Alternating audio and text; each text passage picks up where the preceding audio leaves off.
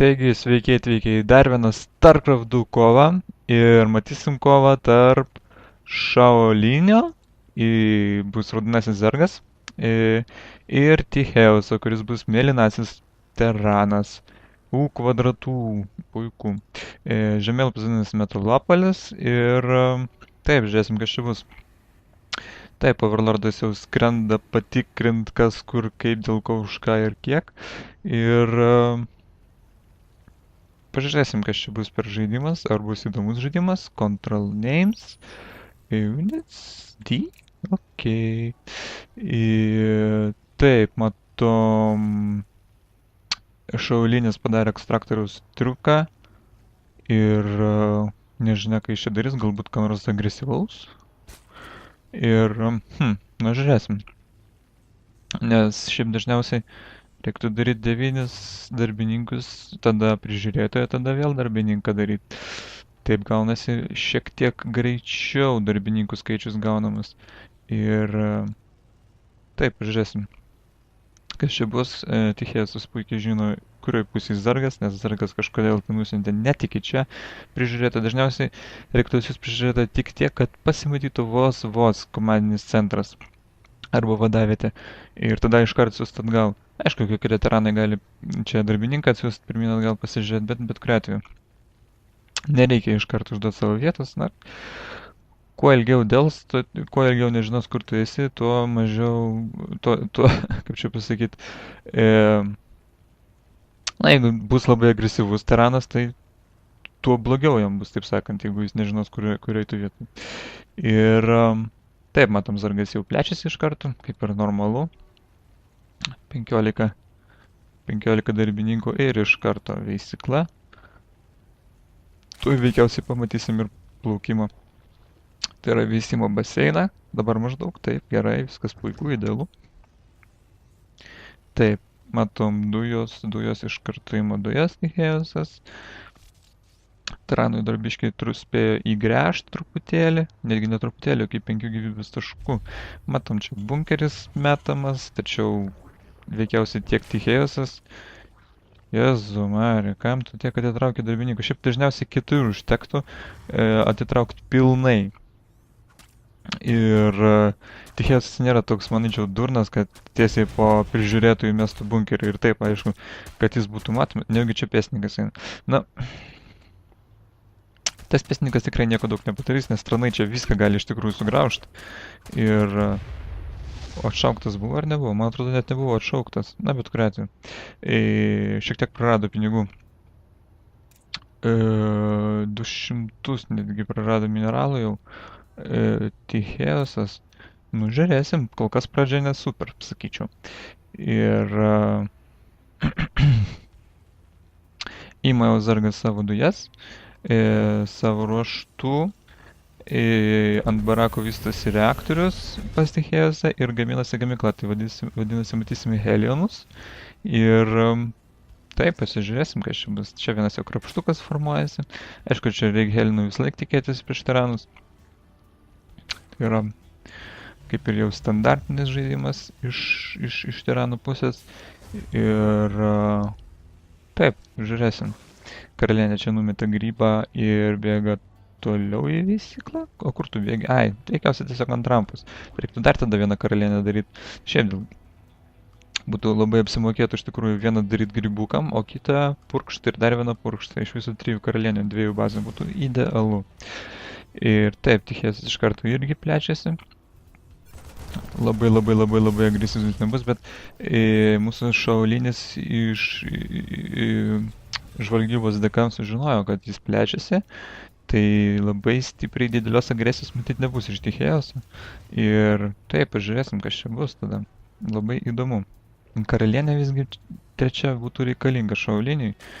Ir jo, Ctrl A, pažiūrėsim, kokia čia darbininkas, jis nesuper daug pirmauja.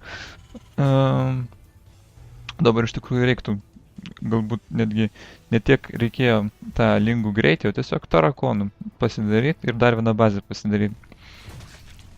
Čia bent jau būtų mano galbūt toks mąstymas. Ir taip, matom, dabar daug lingų yra, aišku, jie bus su greičiu. Man, tiesa, 2 helinai čia labai daug nepridegins.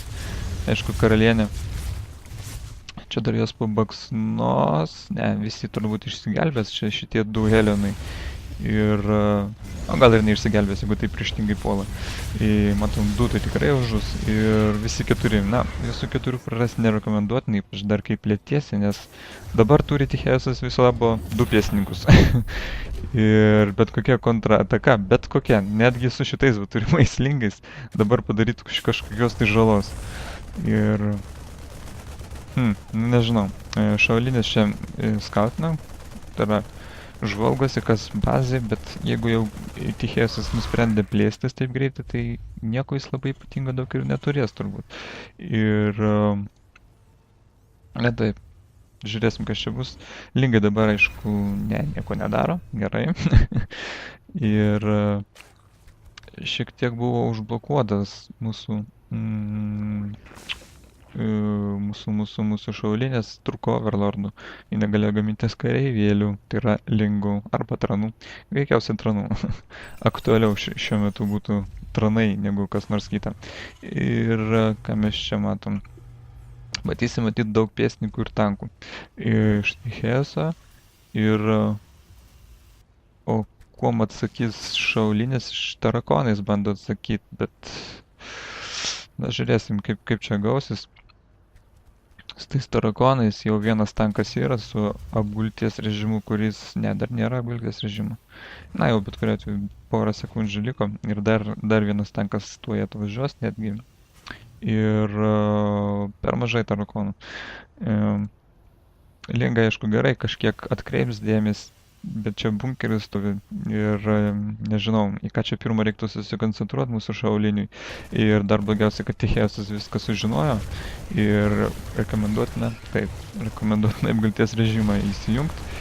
Ir reikėtų šiaip tarakonus išsklaidyti, o ne į tokį. O dieve. Vienu žodžiu, į siaubus. Iš kokių 12 tarakonų gal tik 3 puolė vieną tanką. Ir taip, tai buvo super blogas puolimas iš šaulinio pusės. Jis tiesiog viską padarė, kad tik žūtų. Ir idealiausia būtų buvę, kad jis būtų išsklaidęs savo tarakonus kokiom 2-3 grupelėm, kad į tanką nedarytų tokios didelės žalos, kai smūgio banga sprogsta vienu žodžiu, ir nekliūtų visiems iš eilės. Ir nežinau, prastai čia pasirodė mūsų šaulinis, aišku, jis dabar jau 3 veisyklą turės toj, tačiau Tichėjusas irgi jau statosi vadavietė. Ir taip, pažiūrėkim, kas pirmauja darbininkų skaičium. Tichėjusas, vėlgi, vadinasi, labai yra atsilikęs šiuo metu šaulinis ir 2 evoliucijos kameros, benelingų lizdas, kad čia jis ruošiasi daryti. Tai patobulinimai eina, tarakonai ir benelingai, lingai ir benelingai, kažkas tokio turėtų būti, ne? Dujų matyt labai daug jiem nereikės, nes jis vis labiau 2 geizerius turi. Sakyčiau, jau turėtų būti įsivažiavus Zargo ekonomika neblogai, bet kol kas aš to visiškai nematau. Ir netgi priežasties nėra tam, kad jinai nebūtų įsivažiavus. Tiesiog, gerai, Tichėjusas užpuolė su 4 helinais, bet čia žalos jis jokios nepadarė ženklesnės. Ir blogai, šauliniai, blogai. Ir taip, matysim, Tichėjusas ruošiasi pulti, tačiau šaulinis veikiausiai viską puikiausiai pamatys, nes jis turi abu bokštus ir, netgi nepuls, man atrodo. Jis tiesiog apgins, taip, ne, puls visgi. Bazai visiškai nieko nėra, bunkeris tuščias. Ir taip, pasižiūrėkim, dabar jau turėtų matyti, kas vyksta šaulinis ir jis daro daugybę lingų, kurie, nežinau, prieš šitą armiją nieko jo daug nepadarys, nebent reiktų labai daug lingų. Reiktų kokių 100 lingų, o čia 100 lingų tikrai nėra. Ir apgailėtina šitą armiją, iš tikrųjų, tikrai labai apgailėtina. E, Nežinau, kuo mes atsilaikys. Dar lingų dar, nedaryk tų lingų, jau geriau tada tarakonų masę pridaryt. Bent jau per daug čia pėsnikų. Ir gerai, žmogus pasidarė benlingų lizdą, bet benelingo nei vieno nėra. Ir, na, jo, apgailėtinas puolimas šitas buvo. Vienu žodžiu, va kas būna, kai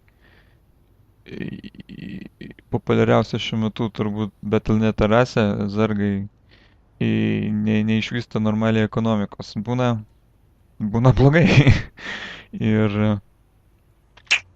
jo, vien žodžiu, jeigu esat zargai, tai darykit tranus ir nu va, štai pasivėjau šiek tiek šaulinis, bet tiesa, jis darė tranus tada, kai jau Tichėjusas darė savo armiją. Taip, kad reikia kuo anksčiau daryti savo tranus ir neturėsit tokių va problemų savo panosim.